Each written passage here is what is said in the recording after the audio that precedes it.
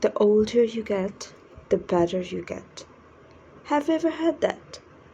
The truth is that for a long time, the more practical things of life got more attention and became habits in our modern lives. But what makes our health better and our life happier is direct contact with nature. Today, it is very common for people to want to have a kitchen garden at their backyards or balconies. More and more. We seek to learn about our foods, learn about their nutritional values and their benefits. And that is very important for anyone who wishes to have better health. But did you know that you can make a homemade aloe-based shampoo? Some of the advantages of using a homemade shampoo we can cite.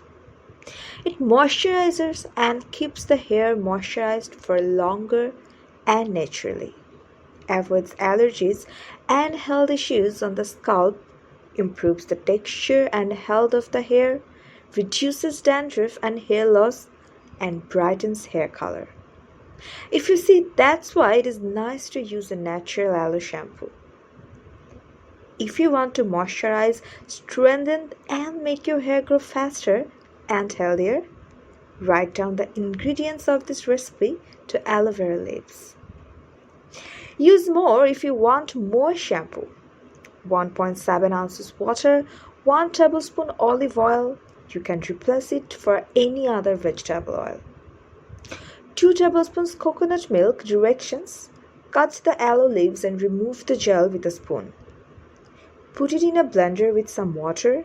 Add the olive oil and coconut milk. Put the mixture into your preferred shampoo bottle. Once your usual shampoo reaches about half its content, or once the bottle has space enough for the aloe mixture, shake it well to mix the aloe and shampoo. You can apply it once or twice a week since it is homemade. The best way of keeping your shampoo is by storing it in the fridge.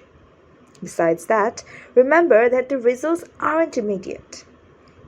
You need to create a routine of care to ensure all the benefits of this shampoo.